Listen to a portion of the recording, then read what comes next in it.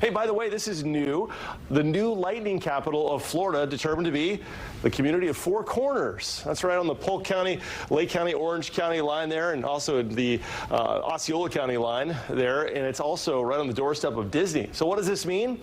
Well, it means that Four Corners in 2022 recorded the highest density of strikes in all of North America, 5 times the lightning strikes than the Florida average. So if you take any Florida town, they got about 5 times the strikes, which worked out to be about 474 strikes per square kilometer. That's a lot. That's like, you know, right there and right there. So you got to be careful. The takeaway from this is that while Florida averages a whopping 86 strikes per square kilometer, and obviously over 470 is a lot more than that, remember, this is near Disney. This is near the attractions. This is near where a lot of us live, work, and play.